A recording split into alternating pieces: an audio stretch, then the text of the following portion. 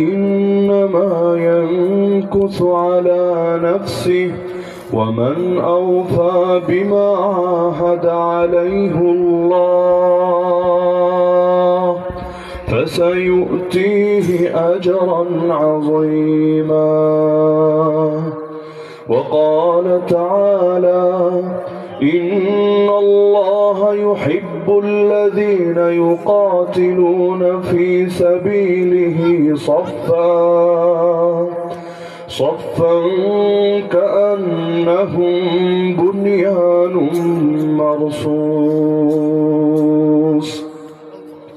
وقال النبي صلى الله تعالى عليه وسلم المؤمن للمؤمن كالبنيان يشد بعضه بعضا.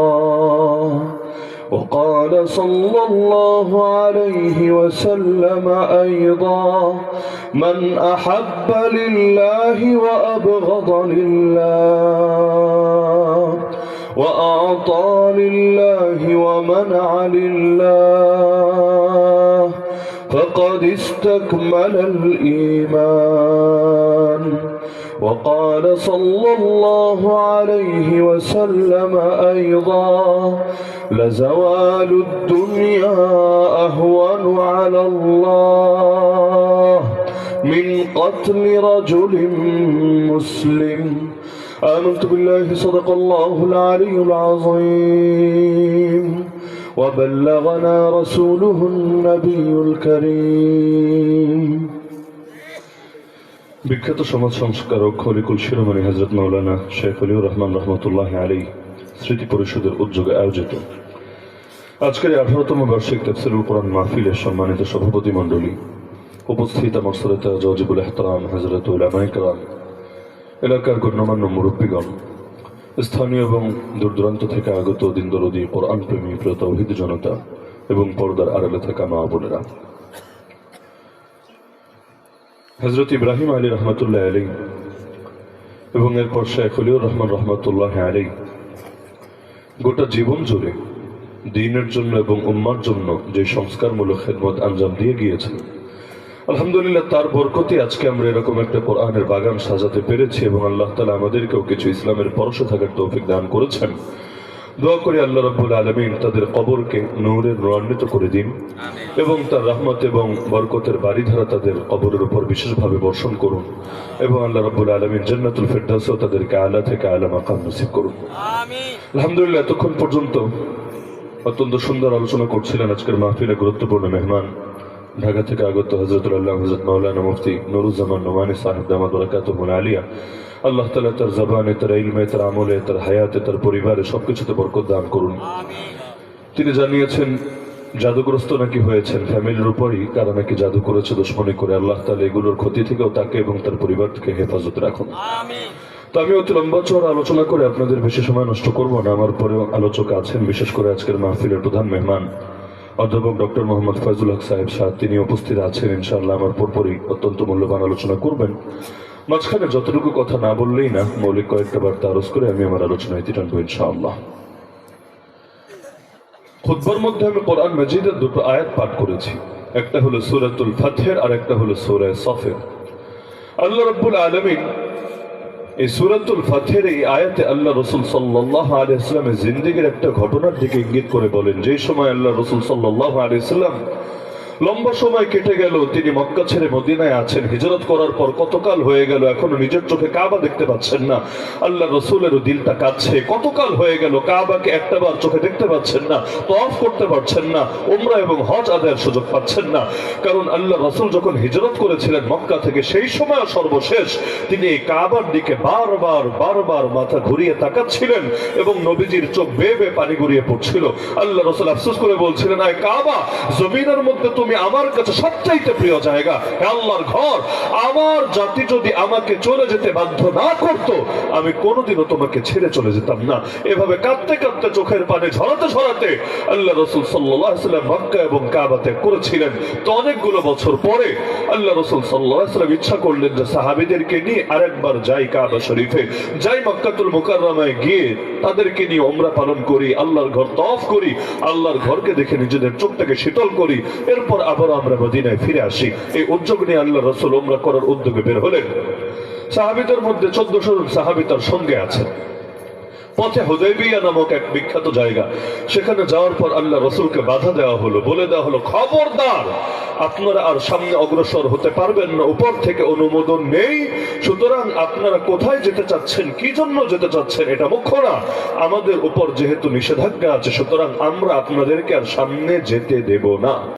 এই জাহেলিয়াতের ধ্বজাধারীরা, তিনি তো আসলেন বার্তাবাহক হিসাবে, তিনি তো আসলেন দূত হিসাবে। দরকার ছিল মনে চাইলে রাজি হওয়া, না মনে চাইলে অস্বীকৃতি জানায় দে, কিন্তু তাকে তার মতো যেতে দে। কিন্তু অসভ্যরা তাকে বন্দী করে ফেললো, ওসমান রাদিয়াল্লাহু আনহুকে আটকে ফেললো। শুধু আটকেই শেষ না, বরং চারদিকে গুজব ছড়িয়ে দেওয়া হলো ওসমান রাদিয়াল্লাহু আনহুকে হত্যা করে ফেলা হয়েছে।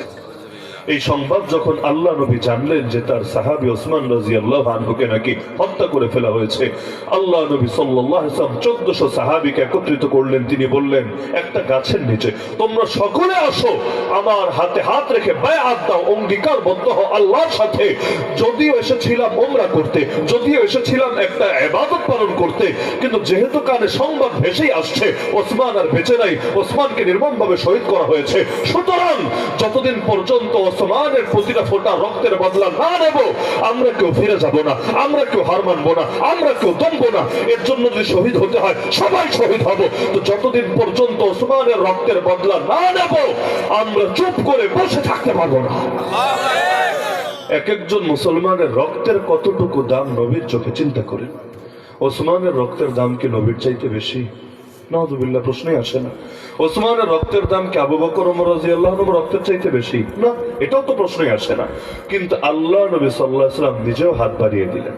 আবু বকর ওমর রাদিয়াল্লাহু আনহু থেকে শুরু করে 1400 সাহাবী সকলে হাতে হাত রেখে বায়াতবদ্ধ হতে লাগলেন যে সেই ওসমান, যদিও তার রক্তের দাম তাদের কারো কারো চাইতে কম, কিন্তু মুসলমানের রক্ত এত সস্তা না।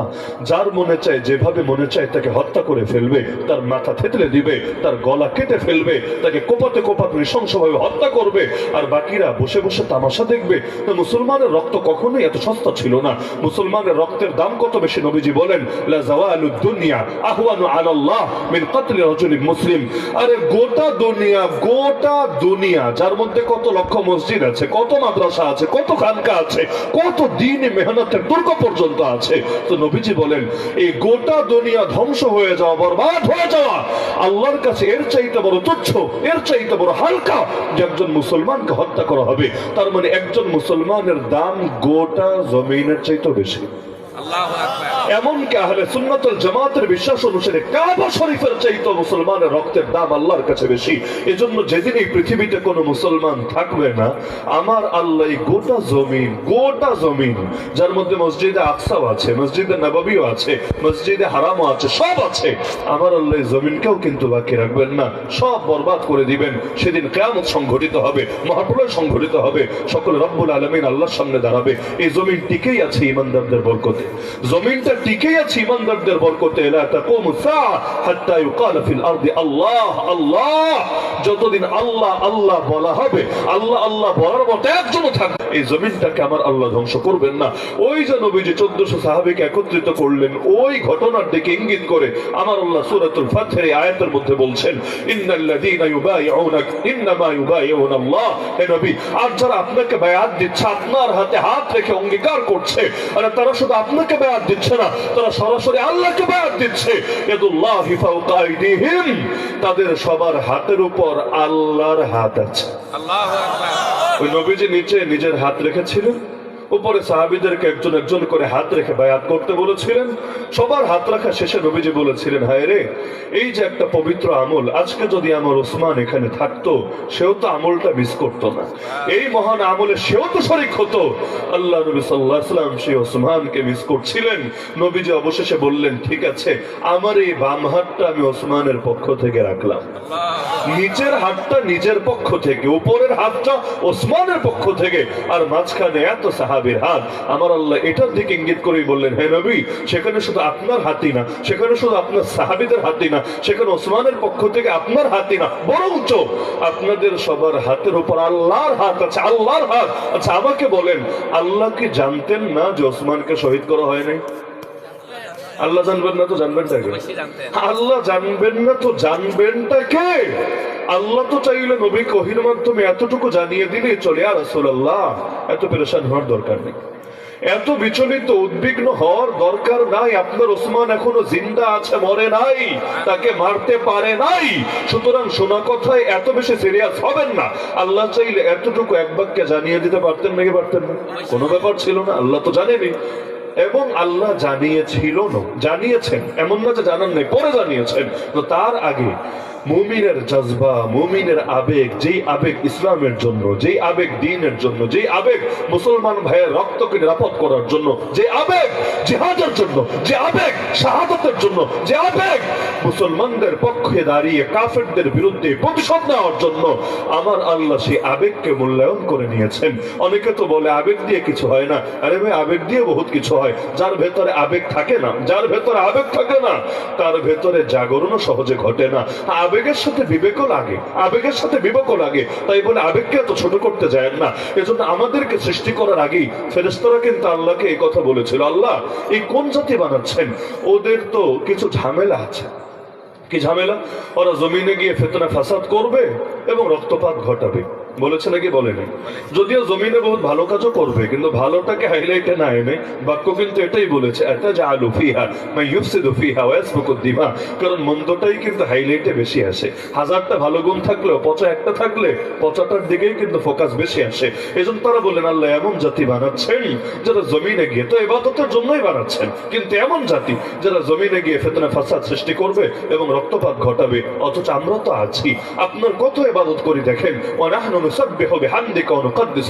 আমরা আপনার প্রশংসা সহ তাসবিহ পাঠ করি, আপনার পবিত্রতা বয়ান করি। আল্লাহ এরপর এই জাতিটা কেন বানাচ্ছেন? এই যে দুইটা দোষের কথা বলেছিলেন, আমাদের দোষের তো শেষ নাই, কিন্তু ফেরেশতারা বলেছিলেন কয় দোষের কথা? দুই দোষ, মাত্র দুইটা, বেশি বলে নাই, মাত্র দুইটা। কোন দুইটা? এক নম্বর হলো ফিতনা ফাসাদ, ফাসাদের কথা, আর দুই নম্বর হলো রক্তপাত ঘটানোর কথা। বলবেন কেন? আর গুলার কথা কেন বললো না? কারণ ফেরেশতারা ভবিষ্যৎ জানে এমন না। ভবিষ্যৎ জানেন কে? তাহলে ফেরেশতারা বলছে কিভাবে? দুইটা মাধ্যমে। এক নম্বর হলো অভিজ্ঞতার কিন্তু বড় দাম আছে, অভিজ্ঞতার বড় দাম আছে। ইতিপূর্বে পৃথিবীতে আমরা না থাকলেও জিনেরা ছিল। আব্বা আদম দুনিয়াতে আসার আগে এখানে ঘাটে, জকিগঞ্জে, পুরো বাংলাদেশ জুড়ে, পুরো দুনিয়া জুড়ে জিনটা থাকতো। জিন এখনো আছে, কিন্তু এখন হলো ওরা সাইডে সাইডে থাকে, মূল অংশটা আমাদের দখলে, আমাদের নিয়ন্ত্রণে। কিন্তু আগে এক সময় দুনিয়া জুড়ে মূলত জিনদের আধিপত্য, জিনদের ক্ষমতা, জিনদের সবকিছু ছিল। এমনকি জিন এমপি, জিন মন্ত্রী, জিন সরকার, এগুলো সবকিছু গঠিত হতো। তো দীর্ঘকাল পর্যন্ত জমি থেকে ওরা যে কি ফাসাদ ঘটিয়েছে আর কি পরিমাণ জুলুম, রক্তপাত ঘটিয়েছে, এগুলো তো ফেরেশতাদের সামনে আছে। আর ফেরেশতারা ওদেরকে পিটিয়ে পিটিয়ে পৃথিবী ছাড়া করেছে। আর একটা জিনকে আসমানে নিয়ে গিয়েছে, ওই জিনটার নাম সবাই জানেন, ইবলিস। ইবলিস কানা মিনাল জিন, সেও একজন জিনই ছিল, ভিন্ন কিছু না, একজন জিন। ওর জাতি ভাইদেরকে মেরে মেরে ধ্বংস করে দিয়েছে ফেরেশতারা। কিন্তু ও যেহেতু ভালো ছিল, এজন্য ওরে আর ধ্বংস করে নাই, ওরে নিয়ে তাউসুল মালাইকা, ফেরেশতাদের ভেতর থাকার ব্যবস্থা করে দিয়েছিল। তাহলে এই যে অভিজ্ঞতা দেখে দেখে তারা বুঝেছে যে ইতিপূর্বে জিনেরা ছিল, যা করেছে এখন মানুষগুলোও তাই তো করবে। কারণ দুনিয়ার একটা স্বাভাবিক ব্যাপার হলো, চুন খেয়ে যদি জিহ্বা পরে দই দেখলেও ভয় ভয় লাগে। তাই না? চুন খেয়ে জিব্বা পড়লে দই দেখলেও মনে হয় যে এটা খেলেও আবার জিব্বা টিব্বা পড়ে কিনা। মানুষ কিন্তু এখন ব্যাপকভাবে ভয় পায়, যারা তারা ভোট দিতেও ভয় পায়, না জানে দুদিন পর সেও আবার আমাদের গলায় ছুরি চালায়। কারণ নির্বাচন আসলে সবাই হাসান বসরি হয়ে যায়, নির্বাচন আসলে তো সবাই হাসান বসরি হয়ে যায়, তো কোনটা বাহির আর কোনটা ভেতর এটা বোঝাটাই তো মাঝে মাঝে মুশকিল হয়ে যায়। তো এই এক ঝামেলা ফেরেশতার অভিজ্ঞতার আলোকে বলেছে। আর দ্বিতীয় কারণ হলো, আমরা যদিও তখনও দুনিয়াতে আসি নাই, কিন্তু আমাদেরকে কি কি উপাদান দিয়ে বানাচ্ছে, আমাদের ভেতরে কি কি আল্লাহ দিয়ে দিচ্ছে, এটা তো তাদের চোখের সামনেই ঘটছে। তারা দেখছে আল্লাহ আমাদের ভেতরে নফস দিয়ে দিয়েছেন। নাকি আপনাদের ভেতরে নফস নাই? কারণ এখানের মানুষের নফস নাই মনে হয়, আছে। যেই নফস তো রমজান মাসেও খোলা থাকে, রমজানের শয়তান বন্দি তাতে কি নফস কিন্তু খোলা থাকে, শয়তান বন্দি তাতে কি নফস তো খোলা থাকে। এজন্য রমজান মাসেও পাপ কিন্তু সমাজে ঠিকই চলে, যদিও পরিমাণে একটু কম হয়ে থাকে। পরিমাণে কম তো হবেই, কারণ আগে ঝামেলা ছিল দুইটা, এখন ঝামেলা হলো একটা, তো দুইয়ের চাইতে একটু একটু কম এবং একটু সহজই ঘটে। তাহলে তারা দেখতে পাচ্ছে আল্লাহ ভেতরে নফস দিয়ে দিলেন। দুই নম্বরে আমাদের ভেতরে আরো কিছু জিনিস আল্লাহ দিলেন, যেমন রাগ দিলেন, চাহিদা দিলেন। রাগ নাই আপনাদের ভেতরে? আছে। চাহিদা নাই আপনাদের ভেতরে? আছে। রাগের কারণে মানুষ খুনোখুনিও করে, রক্তপাত ঘটায়। রাগের কারণে খুনোখুনিও করে, রক্তপাত ঘটায়। আর চাহিদার কারণে হাজারো ফিতনা ফাসাদ ছড়ায় দেয়। যত ফাসাদ সমাজে আছে, চুরি বলেন, ডাকাতি বলেন, ছিনতাই বলেন, রাহাজানি বলেন, চাঁদাবাজি বলেন, ধর্ষণ বলেন, মাদক কারবার বলেন, চোরাচালান বলেন, সবগুলোর পেছনে চাহিদা আছে নাকি নাই? কোনোটা পেটের চাহিদা, কোনোটা লজ্জাস্থানের চাহিদা, কোনোটা চোখের চাহিদা, সবই তো চাহিদার খেলা। তাহলে চাহিদার কারণে পৃথিবীতে ফাসাদ ছড়ায়। কথা বোঝেন? অনেকে আয়াত ঠিকই পড়ে, তাফসীর মাথায় ধরে না। চাহিদার কারণে ঠিকই দুনিয়াতে ফাসাদ ছড়ায়, আর রাগের কারণে রক্তপাত ঘটায়। রাগের কারণে কত সমস্যা মানুষ ঘটায়। নিজের বাপরে মেরে ফেলে, নিজের মাকে মেরে ফেলে, নিজের স্ত্রীকে নিজের হাতে খুন করে ফেলে, পরে ঠিকই কান্না করে, পরে ঠিকই আফসোস করে। নবী তো এমনি বলেন নাই আসল বীর কুস্তিতে চেনা যায় না। আরে আসল বীর তো সে যে রাগের সময় নিজেকে কন্ট্রোল করতে পারে, নিজেকে নিয়ন্ত্রণ করতে পারে। লাইসা শাদীদু বিসুরআ ইন্নামা শাদীদ আল্লাযী ইয়ামলিকু নাফসাহু ইনদাল গাযাব। আল্লাহ খালি আমাদের ভেতর রাগ আর চাহিদা দিয়েছেন তা না, আরো কিছু দিয়েছেন। আমাদের ভেতর আকল দিয়েছেন নাকি দেন নাই? এই আকলের কারণেই তো আমরা এত শ্রেষ্ঠ হয়ে গেলাম। গরুর ভেতরে যে আকল আছে, ছাগলের ভেতরে যে আকল আছে, অন্যান্য মাখলুকের ভেতর যে আকল আছে, আল্লাহ আমাদের ভেতর আকলের চাইতে বহুত বেশি বহুত বেশি বহুত বেশি দিয়ে দিলেন। ওদেরও একদম নাই সেটা বলবো না, সামান্য যৎকিঞ্চিত ওদের জন্য দরকার, কিন্তু আকল দিয়ে তো আলহামদুলিল্লাহ আমাদের শ্রেষ্ঠত্ব। এত বড় হাতি, কিন্তু হাতির পিঠেও মানুষ বসে থাকে। এত বিশাল বাঘ, ওই বাঘেরও মানুষ খাঁচার ভেতর ঢুকায় রাখে।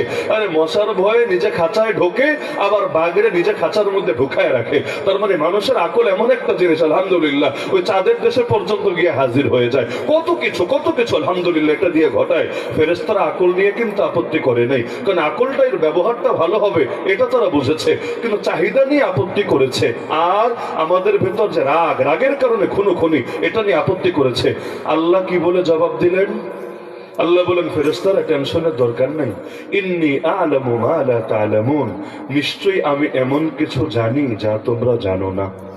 বলবেন কেন? আল্লাহ তো ব্যাখ্যা করে দিলেই চলতো, তোমরা যেটাকে খারাপ ভাবছো এটা পুরো খারাপ না, এর মধ্যে এই ভালো ওই ভালো ওই ভালো আছে। চাইলে ব্যাখ্যা করতে পারতেন নাকি পারতেন না? নাকি আল্লাহ জানতেন না? আল্লাহ তো ঠিকই জানেন। তাহলে আল্লাহ বোঝালেন না কেন? কারণ অনেক কিছু এমন যেটা আগে বোঝানো যায় না, কিন্তু সেটা যখন ঘটে এমনি বুঝে আসে, তখন আর কষ্ট করে বলা লাগে না। ছোট বাচ্চা যদি আপনাকে জিজ্ঞেস করে, দাদা ও দাদা, লোকে বিয়ে করে কেন? কি পেল এই বিয়ার মধ্যে? হুদাই বিয়া করার দরকারটা কি? কেন বাবা বিয়া করলো মাকে? এমন প্রশ্ন কিন্তু বাচ্চারা করে। আব্বা কেন আম্মারে বিয়া করলো? এটা নিয়ে তার খুব পেরেশানি। দরকার কি ছিল? আব্বা তো আব্বাই, আম্মা তো আম্মাই, আব্বা কেন আম্মাকে বিয়ে করতে গেল? এভাবে প্রশ্ন করে না বাচ্চারা? করে। আপনারা কি বলে জবাব দেন? আপনারা সাইন্টিফিক ব্যাখ্যা শুরু করেন না। শোন, বিয়ে করার এক নম্বর বৈজ্ঞানিক ফায়দা এটা, ধর্মীয় তত্ত্ব হলো এটা, দার্শনিক ব্যাখ্যা হলো এটা। আপনারা এগুলো কিছু বলেন না, কমন এক বাক্য বলে, সেটা কি? বেটা এত পাকনা পাকনা কথা বলিস না, বয়স হোক এমনি বুঝে যাবে ইনশাআল্লাহ। এভাবে জবাব দেয় না। আমার আল্লাহ ফেরেশতাদেরকে ব্যাখ্যা করতে পারতেন নাকি পারতেন না? কিন্তু আল্লাহ এক বাক্যে বললেন, শোন, আমি এমন কিছু জানি যা তোরা জানিস না। সেটা কি? এই কথা প্রসঙ্গে আমি ওই উদাহরণটা টানলাম। রাগ জিনিসটা খারাপ, কোনো সন্দেহ নাই। রাগ জিনিসটা খারাপ, কোনো সন্দেহ নাই। কিন্তু এই রাগ যদি না থাকতো, যখন মুসলিম মা বোনদের উপর আঘাত আসতো, মুসলিম যুবক জাগবে কেন? আরে রাগ যদি না থাকতো, আল্লাহ এবং তার রাসূল সাল্লাল্লাহু আলাইহি ওয়াসাল্লামকে যখন গালিগালাজ করা হবে, মুসলমানের ভেতরে ক্ষোভ জাগবে কেন? রাগ যদি না থাকতো, মসজিদে আকসার উপর আঘাত আসলেও তো চুপচাপ বসে থাকতাম, গোটা ইসলামী বিশ্বকে শেষ করে দিলেও তো বসে বসে আঙ্গুল চুষতে থাকতাম। রাগ আছে বলেই তো কেউ আল্লাহকে নিয়ে কিছু বললে সহ্য করতে পারি না। রাগ আছে বলেই তো কেউ নবীর সাথে বেয়াদবি করলে চুপ করে বসে থাকতে পারি না। রাগ আছে বলেই তো আলেম ওলামার হাতে হাত করা পড়ালে, আরে তাদের পায়ে ডান্ডা বেরিয়ে লাগালে, তাদেরকে নিয়ে রিমান্ডে ফেলে রাখলে, কারাগারের মধ্যে ফেলে রাখলে, শহীদ করে ফেললে চুপ করে বসে থাকতে পারি না। রাগ আছে বলেই তো সমাজে জুলুম দেখে, অন্যায় দেখে, আধিপত্যবাদ দেখে আমরা নিজেদেরকে সামনে রাখতে পারি না। রাগ আছে বলেই তো এক হাতিকে যখন শহীদ হতে দেখি প্রত্যেকের ভেতরে নতুন নতুন হাতি হওয়ার স্বপ্ন জাগ্রত হয়, যে স্বপ্ন জালেমদের বিরুদ্ধে শেষ পর্যন্ত লড়াই করা ছাড়া যেন থামে না। তো রাগ জিনিসটাই খারাপ, কে বলেছে? এটার ভালো ব্যবহারও আছে, খারাপ ব্যবহারও আছে। রাগ আছে বলেই তো জিহাদ হয়, রাগ আছে বলেই তো মুসলমান শাহাদাতের পথে চলতে থাকে। তো ফেরেশতারা তো এর খারাপ দিকটাকে মূল্যায়ন করেছে। আমার আল্লাহ জানিয়ে দিলেন, আরে শোন, এমন কিছু আমি জানি যেটা জানিস না, ইতিমধ্যে জেনে গেছে ফেরেশতারা, দেখে ফেলেছে। রাগ মানে খারাপ না, রাগ আছে বলেই মুসলমান এখনো দিন কায়েমের লড়াই চালাচ্ছে। তাহলে যারা আবেগ নিয়ে বদনাম করে, আবেগ মানেই খারাপ, আরে আল্লাহ রসুলের আবেগের মূল্যায়ন আল্লাহ কিভাবে করলেন দেখেন না। ওসমান রাদিয়াল্লাহুকে শহীদ করা হলো, আসলে হয় নাই শহীদ, গুজব, গুজব, ফেক নিউজ। আমার আল্লাহ চাইলে বলতে পারতেন, আরে এত সিরিয়াস হওয়ার দরকার কি, শোনা কথায় কান দিতে নাই, শোনা কথার ভিত্তিতে এত সিরিয়াস হতে নাই। কিন্তু না, আল্লাহ বলে দিলেন এই বায়াত খালি আপনারা করেন নাই, নবী এবং আপনার সাহাবীরা, এই বায়াত শুধু আপনারা না, আমি আল্লাহ শরীক আছে আপনাদের সাথে। আমরা সকলে মিলে এই মহান বায়াতকে পালন করেছি। কথা এখানে শেষ হলেও চলতো, কিন্তু পুরো আয়াতের দিকে নজর দেন, কথা এখানে শেষ না। আল্লাহ বলছেন, ওমান আওফা বিমা আহাদা আলাইহুল্লাহ, আল্লাহকে দেওয়া অঙ্গীকার যারা পূরণ করবে, আল্লাহকে দেওয়া অঙ্গীকার যারা পূরণ করবে, ফাসায়ুতিহি আজরান আযীমা, আল্লাহ তাদেরকে মহাপ্রতিদান দিবে। এর আগে বলে এসেছেন, ফামান নাকাতা ফাইন্নামা ইয়ানকুসু আলা নাফসি, আর আল্লাহকে দেওয়া এই বায়াতে অঙ্গীকার, এই শপথ যারা ভঙ্গ করবে, এর ক্ষতি তাদেরকে ভোগ করতে হবে, এর দায় তাদের উপর বর্তাবে। এবার আমারে বলেন, এই অঙ্গীকার পূরণই করবে কিভাবে, আর অঙ্গীকার ভাঙবে কিভাবে? যেই জিনিসের উপর অঙ্গীকার ওটা তো ঘটেই নাই বাস্তবে, তো ঘটুক না ঘটুক, মুসলমানের জিহাদি জজবাকে আমার আল্লাহ বড় মূল্যায়ন করেছেন কোরআনের ভেতরে। তাহলে আবেগ থাকার দরকার আছে নাকি নাই? মুসলমান ভাইয়ার রক্তের দাম ভেতরে থাকা দরকার আছে নাকি নাই? এমন একটা যুগ ছিল, এক সাধারণ মুসলমান, মানে নবীর তুলনায় তো বহুত সাধারণ, তার জন্য আল্লাহ নবীও জান দিতে রেডি। আর দেখতে দেখতে আমরা এমন জামানায় চলে এসেছি, মুসলমানের রক্তের বদলা কাফেরদের থেকে আর কি নিব? ফেলানিদের রক্তের বদলা ওই জালেমদের থেকে আর কি নিব? আমরা নিজেরাই তো নিজেদের রক্ত ছড়াতে শুরু করেছি। এই তো নির্বাচন আসছে না সামনে, দেখেন মুসলমানের রক্ত কত সস্তা হয়ে গিয়েছে মুসলমানের কাছে। সামান্য একটা স্বার্থের জন্য, সামান্য একটা ধান্দার জন্য নিজের ভাইকে কোপাবে, নিজের ভাইয়ের গায়ে হাত তুলবে, নিজে ভাইয়ের রক্ত ছড়াবে। এই যদি হয় মুসলমানের অবস্থা, ওরা দুনিয়ার বুকে ধ্বংস হবে না তো কারা হবে? চিন্তা করেন, যেই জাতি নিজেরাই নিজেদের দুশ্মন হয়ে যায়, ওই জাতিকে দমাতে অন্য কেউ লাগে না রে ভাই, ওই জাতি নিজেরাই যথেষ্ট নিজেকে দমিয়ে দেওয়ার জন্য। এজন্য আল্লাহ রাসূল এক সহিহ হাদিসে আছে, নবী বলেন, আমি রবের কাছে 3টা দোয়া করেছিলাম, বিশেষ 3টা দোয়া। এর মধ্যে রব্বুল আলামিন 2টা কবুল করেছেন, একটা কবুল করেন নাই। নবী বলে দিচ্ছেন, একটা কবুল করেন নাই। কোন 2টা কবুল করেছেন? ওই 2টার মধ্যে একটা হলো আমাদের আলোচনার সঙ্গে প্রাসঙ্গিক। নবীজি বলেছিলেন, ইয়া আল্লাহ, আপনার কাছে আমার চাওয়া, আল্লাহুম্মা লা তুসাল্লিত আলাইহিম আদুওয়াম মিন সিওয়া আনফুসিহিম ফায়াস্তাবিহা বাইদাতাহুম। হে আল্লাহ, আমার উম্মতের উপর বহিঃশত্রু বুঝেন, বাইরের দুশমন, ওই কাফের, মুশরিক, ইহুদি, খ্রিস্টান যা আছে, আল্লাহ আমার উম্মতের উপর বাইরের শত্রু কেমন ভাবে চাপায়া দিবেন না, ওরা আমার উম্মতকে ধ্বংস করে ফেলে, একদম শেষ করে ফেলে, সমূলে শেষ করে ফেলে। আল্লাহ এমনটা আপনি কইরেন না। আর নবী জানিয়েছেন, আল্লাহ তার এই দোয়া কবুল করেছেন। বলেন আলহামদুলিল্লাহ। তার মানে দুনিয়ার সব কাফের মিলেও যদি চায়, টুকটাক মারতে পারবে, টুকটাক জুলুম করতে পারবে, কিন্তু পৃথিবীটাকে মুসলিম শূন্য করতে পারবে না, আমাদেরকে সমূলে ধ্বংস করতে পারবে না। কারণ এই সংক্রান্ত নবীর দোয়া রব্বুল আলামিন কবুল করে নিয়েছেন। সুতরাং দেখেন না, যত মারে মুসলমান তত বাড়ে, তাই না? গত 2 যুগে মুসলমানকে কম মেরেছে দুনিয়ায়? লক্ষ লক্ষ লক্ষ লক্ষ মেরেছে। কিন্তু এত লক্ষ লক্ষ মারার পর পৃথিবীতে তার মুসলমান নাই, এখন আর নাই, আগের চাইতে কমে গেছে। না আলহামদুলিল্লাহ প্রতিদিন বাড়ছে রে ভাই, প্রতিদিন। এমনকি পশ্চিমা বিশ্ব বাড়ছে, ওই লন্ডনেও এই হারে বাড়ছে। পশ্চিমা গবেষকরাই বলছে যে মনে তো হচ্ছে আগামী কিছুকালের ভেতর মুসলমানরাই না জানি আবার যায় সংখ্যাগরিষ্ঠ হয়ে, মানে ওরা ওইখানেও সংখ্যায় ছক্কা মেরে দেয় কিনা এই ভয় পশ্চিমারা পাচ্ছে। তাহলে সারা দুনিয়া এত মেরে কমাতে পারছে না, কারণ এই সংক্রান্ত নবীর দোয়া কবুল করেছেন কে? আল্লাহ। তাহলে কবুল হয় নাই কোনটা? চিন্তার বিষয় না? দোয়া করলেন মাসুম নবী, যেই নবীর দোয়া কবুলে কোনো বাধা নাই। আমাদের তো দোয়া কবুলে অনেক বাধা থাকে, হারাম খাওয়া, বিভিন্ন পাপের কারণে বহু কিছু থাকে। তো নবীর দোয়া কবুল করতে তো বাধা নাই। জিবরিল আমিনের দোয়ার চাইতে তো নবীর দোয়া বেশি দামি। নবীর চাইতে দামি দোয়া কেউ কোনোদিন করতে পারবে নাকি? ওই নবীর কোন দোয়া আল্লাহ কবুল করলেন না? তাও আল্লাহ নিজে জানিয়ে দিয়েছেন যে হে রাসূল, এটা আমার সিদ্ধান্তের বিপরীত, সুতরাং এই দোয়াটা আমি কবুল করব না। সেটা কোনটা জানেন? শুনলে সব সমাধান এমনি বুঝে ফেলবেন। নবীজি দোয়া করেছিলেন, ইয়া আল্লাহ, আমার উম্মত পরস্পরে নিজেদের ভেতরেও যাতে কামড়াকামড়ি না করে।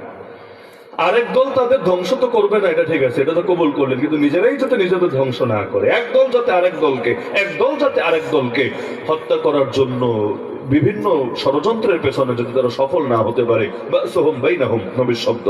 এই সংক্রান্ত দোয়া করেছিলেন আল্লাহর কাছে। আল্লাহ জানিয়ে দিয়েছেন, ইয়া রাসূলুল্লাহ, দোয়া তো ঠিক আছে, তবে এই দোয়াটা আমি কবুল করব না, এটা আমার সিদ্ধান্তের বিপরীত। এজন্যই নবী ভবিষ্যৎবাণী করেছেন, উম্মতকে রেখে গেলাম একদল, শীঘ্রই হবে ৭৩ দল, যার মধ্যে ৭২টাই জাহান্নামী, একটাই জান্নাতি। তো সুতরাং যতই ঐক্যের স্বপ্ন দেখেন না কেন, নবীর ভবিষ্যৎবাণী তো আর ভুল হবে না। অন্তত ইমাম মাহদী আসার আগে এই জাতি সকলে এক হবে, ওই স্বপ্ন মনে মনে দেখেন না। আপনি আগাবেন, আরেকজন আপনাকে টেনে দমাবে, আর এই ১০ জন মিলে একজনকে ল্যাং মেরে ফেলাতে চাইবে। ওই হাডুডু খেলতে গেলে যা হয়, আর বাঙালি তো জাতীয় খেলা হাডুডু, মাশাআল্লাহ, জাতীয় খেলা। ক্রিকেট, ফুটবল কোনোটাই আমাদের জাতীয় খেলা না। আর জাতীয় খেলা কোনটা হয় জানেন? জাতীয় খেলা তো আর কেউ চাপায় দেয় না, এমন না ব্রিটিশরা চাপিয়ে দিয়েছে অথবা পাকিস্তানিরা জোর করে আমাদেরকে এটা শিখিয়েছে, না না। জাতির রক্তের ভেতর, জাতির নেচারের ভেতর যেটার প্রতি ইন্টারেস্ট আছে ওইটাই তো চাই জাতীয় খেলা হয়ে। তো বাংলাদেশের জাতীয় খেলা কি? এই হাডুডু না, কাবাডি না? জাতীয় খেলাই কিন্তু এটা। তাহলে জাতীয় খেলা থেকে জাতীয় মানসিকতা, জাতীয় খেলা থেকে জাতীয় মানসিকতা বুঝে আসে নাকি আসে না? কাবাডি আর হাডুডুতে কি হয়? আমি আপনার কোর্টের মধ্যে ঢুকলাম, ওই হাডুডু হাডুডু হাডুডু, কাবাডি কাবাডি কাবাডি, আমি আপনার কোর্টে ঢুকলাম। এখন বাকিরা কি করবে? বসে থাকবে না, সবাই মিলে চাইবে এইটারে কেমনে থামানো যায়, এইটারে কেমনে দমানো যায়, এইটারে কেমনে ল্যাং মেরে শোয়ানো যায়। একই বাস্তবতা আপনি দেখেন প্রত্যেকে, শুধু ধর্মীয় লাইন না রে ভাই, আপনি যেই লাইনে কাজ করেন খালি দেখেন, আপনি খালি আগাবেন, মনে হবে আপনি যেন সবার ওই কাবাডির কোর্টের মধ্যে ঢুকে গিয়েছেন। কেমনে ল্যাং মারা যায়, কেমনে আসার দেওয়া যায়, একটু ধপাস করে জমিনে ফেলা যায়, এর জন্য সকলে মিলে তুমুল প্রতিযোগিতা শুরু করেছে। এমনকি আমাদেরকে মাছে ভাতে বাঙালি বলে না, নাকি বয়লারে ভাতে বাঙালি, গরুতে ভাতে বাঙালি, এগুলো বলে না, বলে মাছে ভাতে বাঙালি। মাছের মধ্যেও কিন্তু এই স্বভাবটা আছে, এক মাছ আরেক মাছরে খায় না, বড়টা চান্স পেলেই ছোটটাকে গিলে ফেলে না। এই স্বভাব আমাদের মধ্যে নাই তো, মাশাআল্লাহ নাই আমাদের মধ্যে, একদম ভালো মতো আছে, ভালো মতো। আর এই হিংসার, এই অহংকারই কিন্তু সেই পাপ, যে পাপের কারণে ইবলিস ধ্বংস হয়েছে। ইবলিস চুরি করে নাই, ইবলিস জিনা করে নাই, ইবলিস মদ খায় নাই, ইবলিস রডের বদলে বাঁশ দেয় নাই, ইবলিস দিনের ভোট রাতে করে নাই, এগুলো কিচ্ছু না ইবলিসের আমল নামায়। ইবলিস হিংসা করেছে অহংকারের কারণে, ধ্বংস হয়েছে আমার আল্লাহর গজবের কারণে। তাহলে হিংসা এবং অহংকার বাঙালির ভেতরে নাই, মাশাআল্লাহ। অথচ দরকার ছিল মুসলমানের কাছে, অন্তত মুসলমানের এমন দাম থাকবে। আমি যদি একটা যুদ্ধের ইতিহাসও বলি, জঙ্গে সিফফিন নাম শুনেছেন? সাহাবীদের ভেতর যুদ্ধ, ইন্টারনাল যুদ্ধ, একদিকেও সাহাবী, ওদিকেও সাহাবী, এদিকেও হাজার হাজার সাহাবী তাবী, ওদিকেও হাজার হাজার সাহাবী তাবী। এক পাশে আছেন শেরে খোদা আলী হায়দার রাদিয়াল্লাহু আনহু, চতুর্থ খলিফা। আরেক পাশে আছেন আমির মুআবিয়া রাদিয়াল্লাহু আনহু। ভয়ঙ্কর যুদ্ধ হচ্ছে, প্রতিদিন বিপুল পরিমাণ এই দলের ওই দলের মুসলমান শহীদ হচ্ছে। এর মধ্যে যুদ্ধ যখন রানিং, চিঠি একটা আসলো আমির মুআবিয়ার কাছে রোম সম্রাটের পক্ষ থেকে। তৎকালীন সময় রোম সম্রাট যে ছিল খ্রিস্টানদের বাদশাহ, তার পক্ষ থেকে আমির মুআবিয়ার কাছে চিঠি আসলো। চিঠির মূল ভাষ্য হলো, হে মুআবিয়া, আমি দেখতে পাচ্ছি তুমি হক আর তোমার প্রতিপক্ষ আলী বাতিল। নাউযুবিল্লাহ। আপনি বলবেন হায় হায়, খ্রিস্টান বাদশাহ আবার কেমনে বুঝে কে হক আর কে বাতিল? মজার খেলা এখানে। আজকালকার শাহবাগীরা যেভাবে বুঝে, নাস্তিকরা যেভাবে বুঝে, বামরামরা যেভাবে বুঝে, এই ইসলামী দলটা ভালো, ওই ইসলামী দলটা কালো। কিরে ভাই তুই বুঝলি কেমনে? তুই সূরা ফাতিহা পড়তে পারস তো সহি কইরা? বলবে না হুজুর, সূরা ফাতিহা পড়তে গেলে দাড়িতে দুই একটা কি বলে দাঁত তো দুই একটা ভাঙবে, লেকিন এরকম টুকটাক ফতোয়াবাজি না করলে ব্যবসা কি চলবে? সুতরাং কাউরে কাউরে যদি ট্যাগ লাগায় দমায় দেওয়া যায়, ইসলামের পক্ষের কিছু শক্তিকে যদি ট্যাগ লাগায় থামায় দেওয়া যায়, তাহলেই তো ধান্দাবাজি ভালো হবে। নাহলে সব যদি এক হয়ে যায়, বন্ডামিতে এমনি ছোটায় দিবে। সুতরাং ওদের বিরুদ্ধে যদি ওদের কোষকায়া রাখা যায়, একটারে কোলে তুলে বলবো তুমি তো ভাই খাঁটি মাল, আর ওইটা হলো সে একদম ভেজাল মাল, তোমার কত পয়সা লাগবে আমি দিব, আমি পকেট ভরে দিব, পাঞ্জাবি জুব্বা যা আছে এগুলো তো ভরবো ভরবো, ব্যাগও ভরে দিব, খালি আমার কোলে থাইকা তুমি ওরে ল্যাং মারবা এবং তোমার দ্বারা আমি ওরে দমাবো, বিনিময়ে তুমি যা চাও সব পাবা। মীর জাফরে যেভাবে টপ দিয়েছে, মীর সাদেককে যেভাবে টপ দিয়েছে, তাতারিরা যেভাবে হালাকু খান ইবনে আলকাবিকে টপ দিয়েছে, আর জামানে এভাবে টপ দেওয়া হতে থাকে। কাটা দিয়ে কাটা তোলে, divide and rule policy apply করে। না হলে ওরা জানে ইসলামের পক্ষের সব শক্তি যদি কোনোদিন যায় ঐক্যবদ্ধ হয়ে, পৃথিবীতে কোনো বাতিল পরাশক্তি নাই মুসলমানদের সামনে টিকে থাকতে পারবে। খুব ভালো করে জানো। এজন্য ওরা চায় একজনকে দিয়ে কিভাবে আরেকজনকে দমানো যায়, এজন্য ওরাই সিদ্ধান্ত দিয়ে দেয় সে সঠিক, সে ভুল, সে হক, সে বাতিল। এরকম ফতোয়াবাদে চলে নাকি চলে না? যাদের জীবন কাটে আল্লাহর পথে, যাদের জীবন কাটে নবীর আদর্শ জিন্দা করার স্বার্থে, যাদের জীবন কাটে সাহাবী রঙে রঙিন হওয়ার স্বপ্ন নিয়ে, তাদেরকেও দেখবেন গালি দেয় আল্লাহ বিদ্বেষী, নবী বিদ্বেষী, সাহাবী বিদ্বেষী। আরে বোঝো সাহাবী বিদ্বেষী শব্দের অর্থ কি? বোঝস নবী বিদ্বেষী শব্দের অর্থ কি? আরে বেটা, জান্নাতের নিয়ন্ত্রণ তোদের হাতে থাকলে তোরা তো অন্য কাউকে জান্নাতের ধারে কাছেও যেতে দিতি না, সব সিট নিজেরাই বুকিং করে রাখতি আর বাকিদেরকে দৌড়ায় জাহান্নামের দিকে ঠেলে দিতি। লোকে বলে বাংলাদেশে জান্নাতের টিকিট বিক্রি হয়। জান্নাতের টিকিট আর কয়টা বেচা বিক্রি হয়, জাহান্নামের টিকিট তো গণহারে হয়। তুমি মুনাফিক, তুমি গোমরা, তুমি বেঈমান, তুমি মুরতাদ, তুমি এই তুমি সেই, এভাবে কথায় কথা জাহান্নামের টিকিট দেয় না তো বাংলাদেশে? কানাইঘাটে দেয় না মনে হয়? সকাল সন্ধ্যা দিতেই থাকে। জান্নাত জাহান্নামের কন্ট্রোল যদি এই জাতির হাতে থাকতো, কি যে পরিণতি হতো এক আল্লাহ তাআলাই ভালো জানে, আল্লাহই ভালো জানে। ওই খ্রিস্টানদের মধ্যে চার্চে কিন্তু আগে এগুলো চলতো, ওরা জান্নাতের টিকিট ব্যস্ত, জাহান্নামের টিকিট ব্যস্ত, এজন্য ওদেরকে খুশি রাখার জন্য সবাই খুব টেনশনে থাকতো। ইতিহাস পড়লে দেখবেন বহুত বড় বড় বিজ্ঞানীরাও কাউরে ফাঁসি দিয়ে কাউরে আগুনে পুড়িয়ে হত্যা করেছে। কেন? ওই চার্চের স্বার্থে আঘাত লেগেছে, বাস ফতোয়া দিয়ে এদের জীবনটাই কেড়ে নিয়েছে। আল্লাহ হেফাজত করুক আমাদেরকে এগুলো থেকে। আমির মুয়াবিয়ার কাছে চিঠি পাঠালো কে? রোমের বাদশাহ, খ্রিস্টানদের সম্রাট। চিঠির মূল কথা হলো, আমি দেখতে পাচ্ছি তুমি হক, তোমার প্রতিপক্ষ আলী বাতিল। মুয়াবিয়া, তুমি যদি রাজি থাকো, তুমি যদি অনুমতি দাও, আমি তোমাকে সাহায্য করতে চাই। কত দরদি দেখেন, আমি তোমাকে সাহায্য করতে চাই, তোমার সাহায্যে বাহিনী পাঠাতে চাই, যেই বাহিনী তোমার পক্ষ হয়ে লড়াই করে তোমার দুশমন আলীর কল্লা কেটে সেই কল্লা নিয়ে আসবে তোমার কদমের সামনে। নাউযুবিল্লাহ মিন যালিক। এই যুগ হলে খুশিতে লাফাতে শুরু করতো না? খুশিতে লাফাতো যে যুদ্ধ আমি এতদিন করে কল্পনা করতে পারছি না, বিদেশি শক্তি আমার সাথে হাত মিলায় বাকি খেলা খেলে দিবে, ভাই খুশিতে লাফাতে শুরু করতো। কিন্তু মুসলমানের কাছে মুসলমানের দাম কেমন থাকতে হয় চিন্তা করে। আমির মুয়াবিয়া ফিরতি চিঠি লিখে পাঠালেন। প্রথম বাক্যই হলো, ইয়া কালবার রুম, হে রোমের কুত্তা। আল্লাহু আকবার। প্রথম বাক্য এটা, হে রোমের কুত্তা। ভাইয়ে ভাইয়ে ভুল বোঝাবুঝি হয়েছে, এক সময় মিটমাট হয়েও যাবে, মাঝখানে এসে নাক গলানোর তুই কে? তুই যদি আরেকবার মুসলমানদের কোন অভ্যন্তরীণ বিষয়ে নাক গলাতে চাস এবং এক দলকে দিয়ে আরেক দলের বিরুদ্ধে কোন ষড়যন্ত্র করাতে চাস, তুই আর কি বাহিনী পাঠাবি? আমি মুয়াবিয়া এত বিশাল বাহিনী পাঠাবো, যার প্রথম সদস্য থাকবে তোর সামনে রোম দেশে, সে সদস্য থাকবে আমার সামনে শাম দেশে। তারা তোর কল্লাটা কেটে সেই কল্লা নিয়ে যাবে আলী রাদিয়াল্লাহু আনহুর কদমে। আল্লাহু আকবার। কিছু বুঝলেন? এই ঘটনা থেকে কিছু বুঝলেন?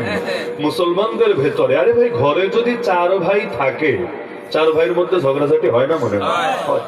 চার ভাই থাকলে চার রকম মত থাকতেই পারে, কখনো কখনো মারামারিও লাগতে পারে, হাত থাকতে মুখে কি, মাঝে মাঝে এমন হলেও হতে পারে। তো পর যদি ঘর দখল করতে আসে, তখন কিন্তু ভাইয়েরা নিজেদের ভেতর কাদা ছোড়াছড়ি নিয়ে পড়ে থাকে না, বরং চিন্তা করে আরে আমাদের নিজেদের অভ্যন্তরীণ ব্যাপার পরে দেখা যাবে, সকলে হাতে হাত রেখে কাঁধে কাঁধ মিলিয়ে আগে ঘর বাঁচাতে হবে, আগে পরকে ঠেকাতে হবে। এ ব্যাপারে তাদের মধ্যে কোনো দ্বিমত থাকে না। আরে বাংলাদেশের স্বাধীনতাই ভাই হুমকির মুখে, এই দেশের সার্বভৌমত্বই হুমকির মুখে। হিন্দুত্ববাদী আধিপত্যবাদী আগ্রাসন আমাদের সামনে এমন ভাবে ধেয়ে আসছে, আরে আমি আপনি কেউ নিরাপদ না, কেমন যেন সবাই নাকি লেখার জন্য বসে আছে। এক একটা 16 ডিসেম্বর আসলে দেখবেন ওই নরেন্দ্র মোদী টুইটার পোস্টে পর্যন্ত এটাকে বাংলাদেশের বিজয় বলে স্বীকার করে না, এটাকে ওদের বিজয় বলে সেলিব্রেট করে। মানে 71 সালে পাকিস্তানের হাত থেকে ওরা নাকি এটাকে বিজয় করেছে এবং এটা ওদের বিজয়, মানে আমরা ওদের একটা অংশের মতো আর কি, একটা রাজ্যের মতো। যেখানে এই দেশের স্বাধীনতাই হুমকির মুখে, ইসলাম হুমকির মুখে, আলেম ওলামা হুমকির মুখে, এমনকি নবীর ইজ্জত হুমকির মুখে, এমনকি কখনো আমার আল্লাহরও গালি দেওয়া হয়ে থাকে, সেখানে দরকার তো ছিল সকলে হাতে হাত রেখে কাঁধে কাঁধ মিলিয়ে আগে নিজেদের অস্তিত্বকে সুসংহত করবে, এরপর ঠান্ডা মাথায় প্রয়োজনে ঝগড়াঝাটি যা আছে নিজেরা আপোষে বোঝাপড়া করবে। তো যখন পায়ের তলায় মাটি নাই, যখন ঘরে চারদিক থেকে আগুন লেগে গিয়েছে, এখন যদি নিজেরা নিজেদের ভেতরে এভাবে ট্যাগিং এর পলিটিক্স চালাতে থাকে, ওই জাতি ধ্বংস হবে না তো কোন জাতি হবে? স্বাধীনতার 55 বছরে এসে আমরা যে এখনো নবীর ইজ্জতটা হেফাজত করতে পারলাম না। বলবেন কিভাবে? এখনো দেখেন না স্লোগান দিতে হয় নবীর পরে নবী নাই, সংসদে আইন চাই। এখনো চাইতে হচ্ছে। আর কতকাল চাইতে হবে? আল্লাহ নবীর ইজ্জত হেফাজতের জন্য। অথচ যেই মানুষটারে আজকাল গালি দিয়ে জাহান্নামে পাঠায় দেওয়া, যে ওই মানুষটা নবী বিদ্বেষী, সাহাবে বিদ্বেষী, ওই মানুষটাও কিন্তু কাদিয়ানি বিরোধী বই লেখার কারণে তার ফাঁসি দায় হয়েছে। ইতিহাস না পড়লে বইরা দেখেন, নবী বিদ্বেষী বানায় দিন, আপনার কি অপরাধ আছে খতমে নবুয়তের জন্য বলেন? অথচ তার ফাঁসির রায় হয়েছে কাদিয়ানি বিরোধী লেখালেখির কারণে। ভাবতে পারেন বছর এখনো কেন পারলাম না? কাদিয়ানি কয়টা পুরো দেশ মিলালে কয়টা? এক কানাইঘাটে যত মুসলমান আছে আর অর্ধেকও তো নাই, তাহলে এত কম। কিন্তু এখনো পর্যন্ত মাথা উঁচু করে বুক ফুলিয়ে মুসলিম পরিচয় নিয়ে ঘুরে বেড়াচ্ছে। এমনকি এই দেশ থেকে তারা আবেদন করে হজ উমরায় পর্যন্ত চলে যাচ্ছে, অথচ ওরা যাওয়ার কারণে মক্কা মদিনার সম্মান ক্ষুণ্ণ হচ্ছে নাকি হচ্ছে না? ওদের জন্য তো এখানে প্রবেশ করা জায়েজই নাই, কোরআন দ্বারা প্রমাণিত, হাদিস দ্বারা প্রমাণিত। অথচ যাচ্ছে কারণ পাসপোর্টে লেখা মুসলমান, আইডি কার্ডে লেখা মুসলমান, সবকিছুতে লেখা মুসলমান। এখনো যে আমরা এটাই পারলাম না, দরকার ছিল নিজের ঐক্যবদ্ধ হয়ে আগে এরকম বড় বড় সংকটগুলোর মোকাবেলা করবে। বামরাম কয়টা, শাহবাগী কয়টা, নাস্তিক কয়টা, কিন্তু দেখেন ওদের দাপট কোথায় আর আমাদের দাপট কোথায়? আমরা তো ওদের ধারে কাছে বুঝতে পারছি না। তাহলে এই যে ওরা সব কিছু বরবাদে গুলিস্তান কে লিয়ে এক হি উল্লো কাফি হয়। আরে একটা হুতুম পেঁচাই তো যথেষ্ট বাগান ধ্বংস করার জন্য, অথচ বাগানের ডালে ডালে যে হুতুম পেঁচা বসে আছে এগুলো দূর করবেনটা কবে? দরকার তো ছিল ওদের বিরুদ্ধে আগে ঐক্যবদ্ধ হয়ে লড়াই বিজয় অর্জন করে এরপর নিজেদের ভেতরকার বিষয়গুলো এরপরে গিয়ে মোকাবেলা হবে। লেকিন পায়ের তলায় মাটি নাই, পকেটে কয়টা পয়সা পড়লেই ওদের চাটাচাটি করতে দ্বিধা নাই। আল্লাহ নবীর নামে কালেমা পড়ে নবীর আদর্শ গ্রহণ করতে বাধা কোথায়? নবী যখন মক্কায় ছিলেন নবীকে ক্ষমতা অফার করা হয়েছিল নাকি হয় নাই? নবীকে প্রস্তাব দেওয়া হয়েছে, তাও কে? সাধারণ কেউ না, আবু জাহাল নিজে এসে। আবু জাহালের চাইতে বড় নেতা আছে নাকি? আবু জাহাল তার সাঙ্গপাঙ্গ নিয়ে হাজির আবু তালেবের কাছে। আবু তালেব, তোমার ভাতিজাকে বোঝাও, ওকে থামাও, ও কি চায়, লাগবে কি ওর? 4টা কথা তারা বললো। 1 নম্বরে, ও যদি নারী চায়, আল্লাহ রসুলের ব্যাপারে বলছে, আরবের সবচেয়ে সুন্দরী নারীর সঙ্গে বিয়ের ব্যবস্থা করে দেব। অবশ্য আবু জাহালের বুদ্ধি বেশি ছিল না, না হলে বলতো 20 বছরের মেয়ের সাথে বিয়ে দিয়ে দিব। একটা বয়সটা একটা বলে দিত আর কি, বয়সটা কিছু বলে নাই, বলেছে আরবের সবচেয়ে সুন্দরী নারীর সঙ্গে বিয়ের ব্যবস্থা করে দেব। 2 নম্বরে, যদি সে সম্পদ চায়, কত সম্পদ লাগবে, আমরা সম্পদের পাহাড় বানিয়ে দিব। 3 নম্বর, যদি সে ক্ষমতা চায়, তাও বলে ফেলুন, আমরা তাকে দারুন নদওয়া, ওদের যে পার্লামেন্ট ছিল এটার নাম দারুন নদওয়া, আমরা দারুন নদওয়া একটা সিট তাকে দিয়ে দিব। কথা বলছেন, একটা সিট তাকে দিব, এটা বলছে না, আমরা তাকে নেতা মেনে কর্মী হয়ে কাটাবো, তারে মাথার উপর রেখে আমরা তার অধীনে কাজ করবো। এটা না, এটা হলে তো কাজই হতো। তাহলে তো আল্লাহ নবী বলতেন, ঠিক আছে আবু জাহাল, এখন থেকে তুই আমার কর্মী হয়ে কাজ করবে, আমি যেভাবে বলবো সেভাবে চলবি, এই তুই বল কালেমা লা ইলাহা ইল্লাল্লাহ মুহাম্মাদুর রাসূলুল্লাহ। এটা হলে তো ভালোই ছিল, কিন্তু এটা না, আল্লাহ রাসূলকে যাচ্ছে একটা সিট দিবে, একটা সিট। আর 4 নম্বর হলো, যদি তোমাকে জিনে ধরে থাকে সেটাও বলে ফেলো, আমরা আরবের সবচেয়ে ভালো কবিরাজ ডেকে এনে চিকিৎসা করাবো, নাউযুবিল্লাহ। তার মানে বুঝতে পারছেন এটা অফার না, এটা হলো টিস্কানি। এটা হলো আল্লাহ রসুলকে একটু ক্রিটিসাইজ করলো। মূল অফার তাহলে 3টাই, এক হলো নারী, বয়স নাই, এক হলো নারী, 2 নম্বর হলো সম্পদ, 3 নম্বর হলো ক্ষমতা। এই 3টা অফার দেওয়া হলো। নবী কোনটা চেয়েছিলেন? নারী চেয়েছিলেন, সম্পদ চেয়েছিলেন, ক্ষমতা চেয়েছিলেন। কেন আল্লাহ রসুল ক্ষমতা চাইলেন না? কেন? কেউ ব্যাখ্যা করবে হুজুর মানুষ ক্ষমতা দিয়ে কি করবে, আছে না অনেক পণ্ডিত এই ব্যাখ্যা করবে তিনি হুজুর মানুষ জিকির আজকার করবেন, তাসবিহ তাহলিল টিপবেন, তিনি ক্ষমতা দিয়ে কি করবেন, এজন্য মনে হয় রাজি হয়নি।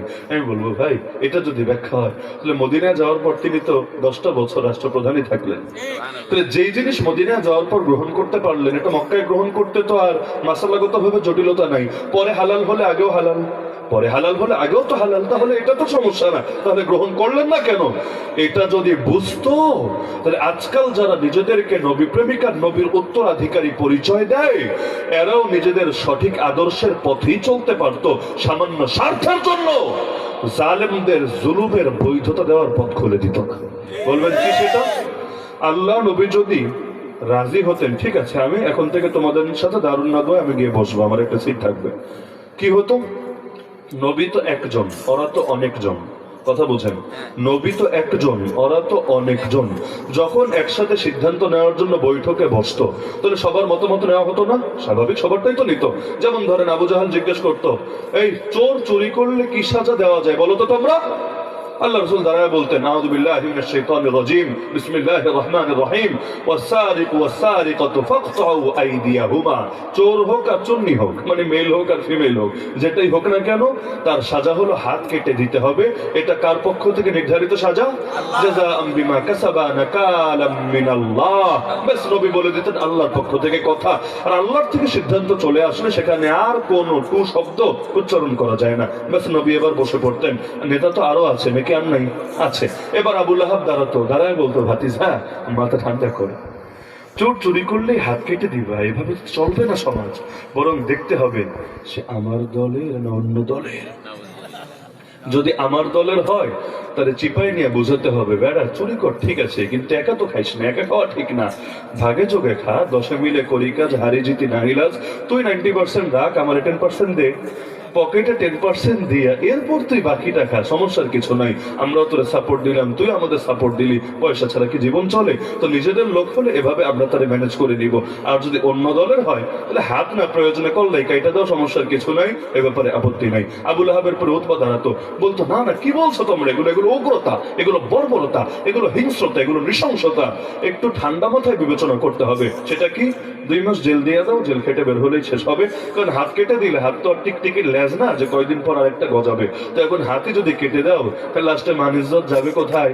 পরে যদি মানুষের সামনে যায় মানুষ তো দেখেই বুঝে ফেলবে এটা তো মার্কা মারা, হাতই নাই, হাত যেহেতু নাই তো সারা জীবনের জন্য লজ্জা, এর চাইতে 2 মাস 6 মাস জেল দিয়ে দাও, অন্তত ইজ্জতটা তো বাঁচবে, পরের নির্বাচনে অন্তত জাতির কাছে গিয়ে ভোট তো চাইতে পারবে, কথার কথা আর কি। তো এভাবে এক একজন এক একটা মত দিত, লাস্টে দেখা যেত নবী যেহেতু একজন ওরা যেহেতু অনেকজন, আমারে বলেন রায়টাকে নবীর পক্ষে যেত না ওদের পক্ষে যেত?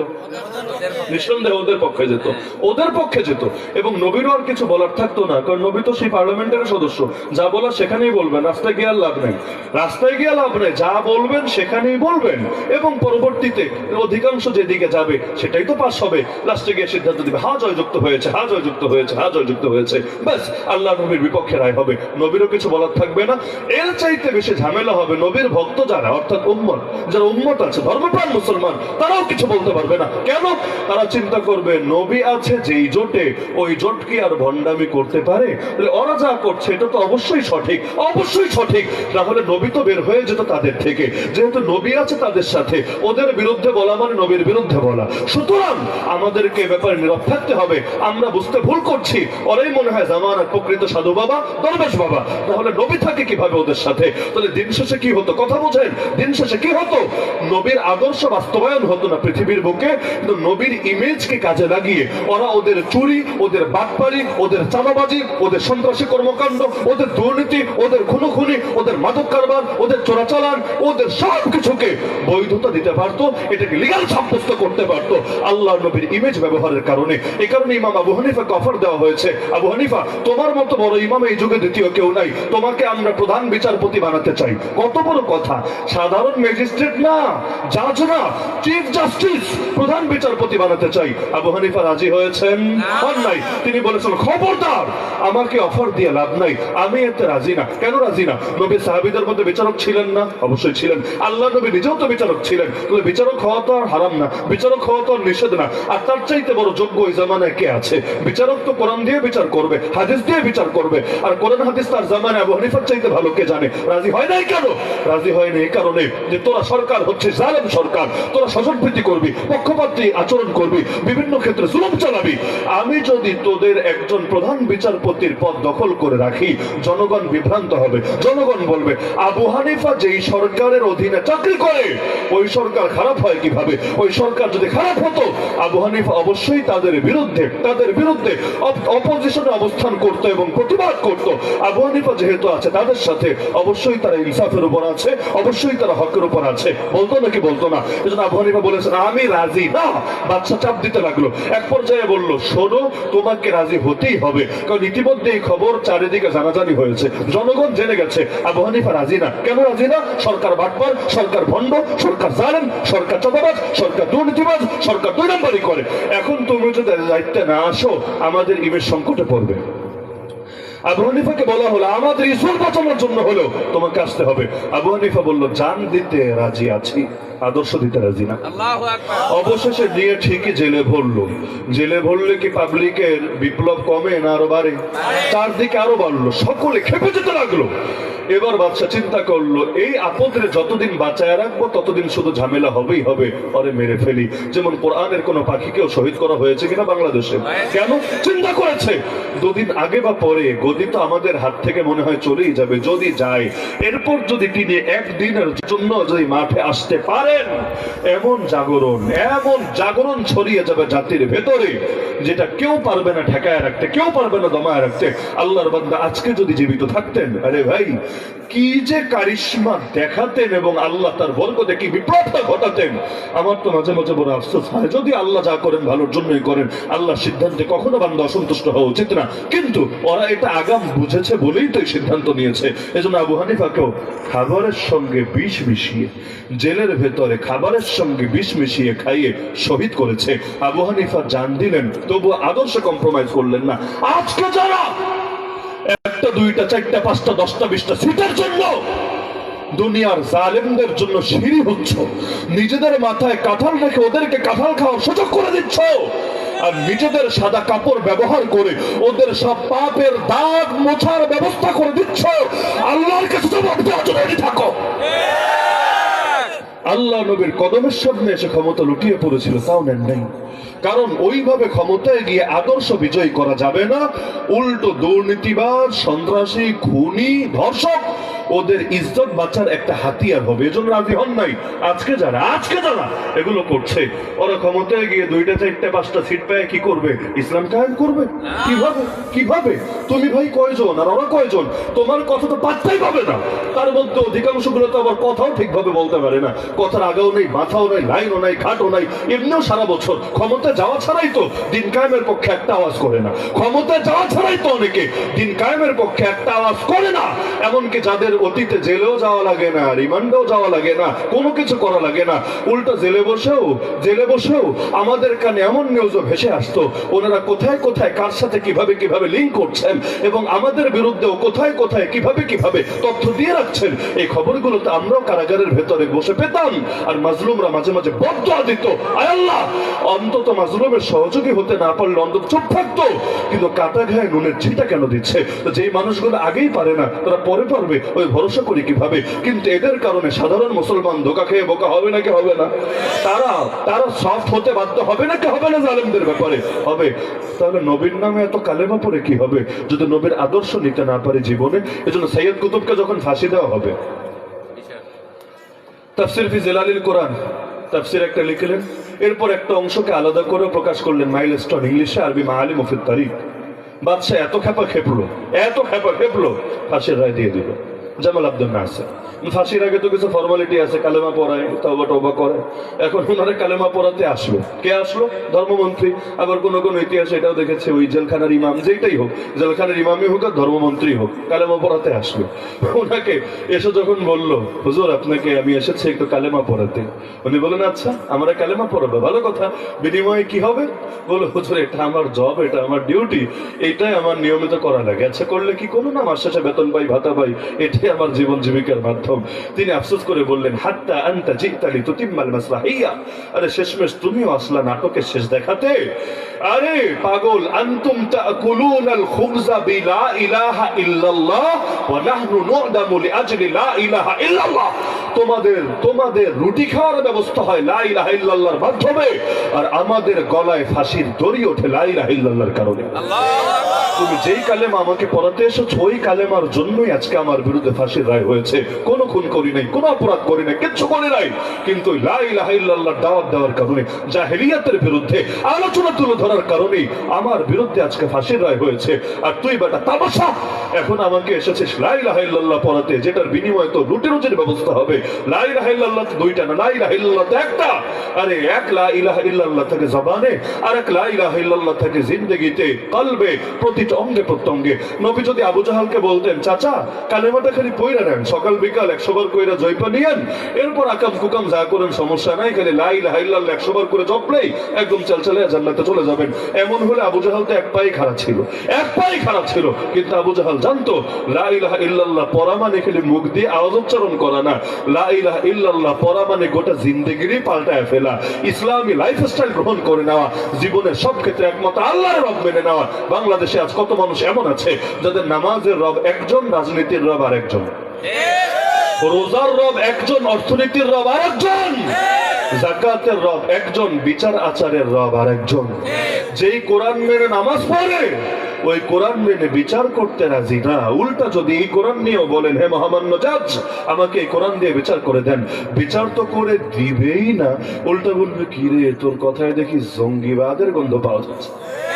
বলে নাকি বলে না? নাউযুবিল্লাহি মিন যালিক। ওই যে আমরা মাঝে মাঝে স্লোগান দেই, আল কোরআনের আলো সংসদেও জ্বালো। সংসদে তো বহু আগেই জ্বলে আছে একটা ধাপে, সেটা কি কোরআন শরীফ তেলাওয়াত দিয়ে কিন্তু অধিবেশন শুরু হয়, তাই না? দেখলে মনে হবে মাশাআল্লাহ, জান্নাত থেকে পালায় আসা হযরতেরা বসে আছে সেখানে, কোরআন ছাড়া কিছুই বোঝে না। কত কোরআন প্রেম, একদম কোরআন দিয়ে শুরু হয়, তাও খালি আরবি তেলাওয়াত না, বাংলা অনুবাদও হয়, বাংলা অনুবাদও হয়। যদিও একটু মজা আছে, সেটা হলো চাইলেই কারি সাহেব যে কোনো আয়াত পড়ে ফেলতে পারবেন। এখন যদি আবেগের ঠেলায় দিন কায়েমের আয়াত পড়ে ফেলে, জিহাদের আয়াত, শাহাদাতের আয়াত পড়ে ফেলে, হুজুরকে আর কষ্ট করে বের হওয়া লাগবে না, প্যাকেট করে আমাদের মতো কাশিমপুরে চালান করে দিবে, মোটামুটি বাকি জীবন সেখানে জঙ্গি মামলা নিয়ে ওনা থাকা লাগবে।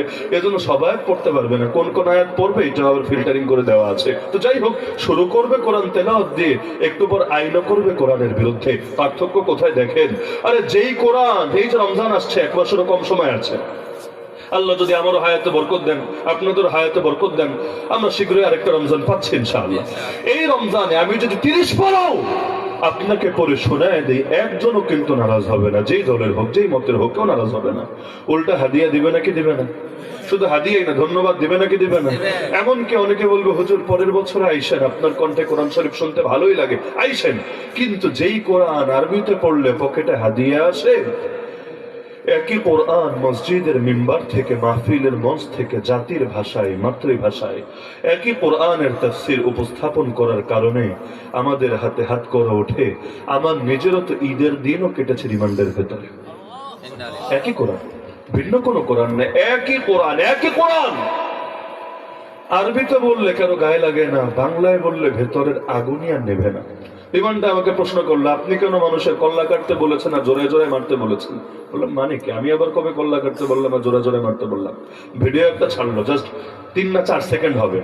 এই যে আপনি বলছেন যে তোমরা গর্দানের উপর আঘাত করো এবং জোড়ায় জোড়ায় পিটাও, এই বললাম ভিডিওর আগে কই আর পরে কই? বললো হুজুর আগে পরে তো নাই, আমাদেরকে তো উপর থেকে যেভাবে দেয় আমরা সেটাই পাই। আমি বললাম ভাই, বাংলাদেশে কোনো মাহফিলে 3-4 সেকেন্ডের ওয়াজ হয় না, 3-4 সেকেন্ডের এটা ওয়াজ সম্ভবই না। কোন হুজুর যদি 3-4 সেকেন্ডের ওয়াজ করে, মাহির একটাও মাটিতে পড়বে না, পাবলিক তারে যেতেই দিবে না। হেলিকপ্টারে আসলো, হেলিকপ্টার ভাগায় দিবে, তারে আর যেতে দিবে না। 3-4 সেকেন্ডের ওয়াজ হয় নাকি? এই আলোচনাটা তো ছিল একটা আয়াতের অনুবাদ, ফাদরিবু ফাওকাল আনাক ওয়াদরিবু মিনহুম কুল্লা বানান। আমাকে বলেছে আচ্ছা বুঝলাম আয়াতের অনুবাদ, তো এইটা আপনি এই আয়াতটা পড়লেন কেন? বললাম আরে আজীব ব্যাপার, এই আয়াত তো হলো আমার আল্লাহ বদরের ঘটনা, বদর যুদ্ধের ঘটনা আলোচনা করতে গিয়ে আমার আল্লাহ এই আয়াতটা বলেছেন যে বদর যুদ্ধে তিনি যখন হাজার হাজার ফেরেশতা পাঠিয়ে দিয়েছেন, ফেরেশতারা তো আর যুদ্ধ করে অভ্যস্ত না, আল্লাহ নিজে ওদেরকে ট্রেনিং দিয়ে দিয়েছেন, আল্লাহ নিজে জিবরিল আমিন সহ ফেরেশতাদেরকে ট্রেনিং দিয়েছেন। আল্লাহ বলেছেন ফেরেশতারা শোনো, যেই যেই কাফেররা তোমরা মারতে চাইবা, যেগুলো মারার টার্গেট, এগুলোর গর্দানে আঘাত করবো, অন্য কোথাও না। আর যেগুলোর আহত বানাতে চাইবে এগুলোর গর্দানে মারবা না, এগুলো হলো জোড়ায় জোড়ায় জয়েন্টে জয়েন্টে পিটাবা। এটা তো আল্লাহ ট্রেনিং দিলেন ফেরেশতাদেরকে। তো এখন বদর যুদ্ধের আলোচনা করতে চাইলে এবং ওই সংক্রান্ত তাফসির করতে চাইলে এই আয়াত বাদ দিয়া তাফসির হবে কিভাবে? আল্লাহ যেটা বললেন এটা বাদ দিবেন কিভাবে? সুতরাং আরবিতে তেলাওয়াত করলে তো নাকশ হতেন না, বাংলা অনুবাদ শুনলে নাকশ হচ্ছেন কোন দুঃখে? তার মানে হলো অধিকাংশ বাঙালির হালতে এখন এমন, অধিকাংশ বাঙালির হালতে এমন, আরবিটা মাথার উপর দিয়া যায়, গায়ে লাগায় না, কিন্তু বাংলাটা বললে কলেজায় দাউ দাউ করে আগুন জ্বলে, এজন্য সহ্য করতে পারে না।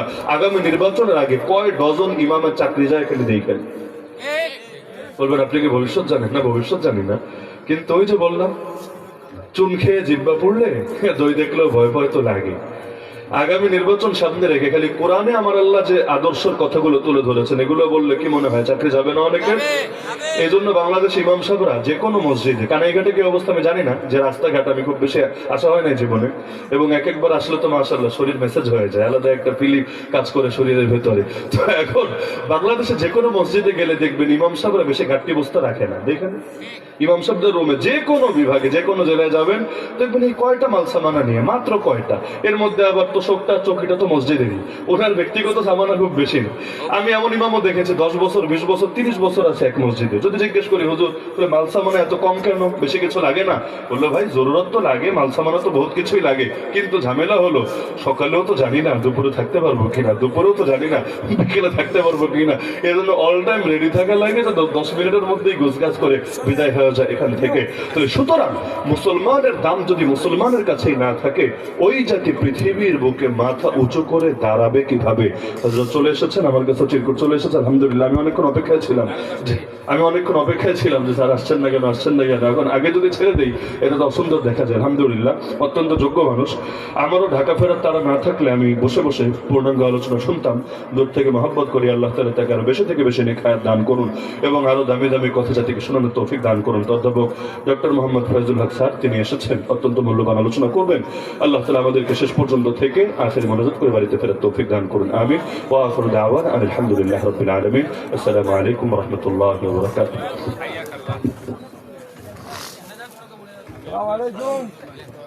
আলহামদুলিল্লাহ, আমরা এতক্ষণ যাবৎ অত্যন্ত সুন্দর আলোচনা শুনেছি মুফতি আলী আহসানুজ্জামান সাহেবের কাছ থেকে। সম্মানিত হাজিরিন কেরাম, আপনারা সবাই বসেন। আমাদের সামনে আজকের প্রধান অতিথি অধ্যাপক ডক্টর ফয়জুল হক সাহেব উপস্থিত। সম্মানিত হাজিরিন কেরাম, এই পর্যায়ে আপনাদের সামনে অত্যন্ত গুরুত্বপূর্ণ আলোচনা নিয়ে আসেন অধ্যাপক ডক্টর মোহাম্মদ ফয়জুল হক সাহেব।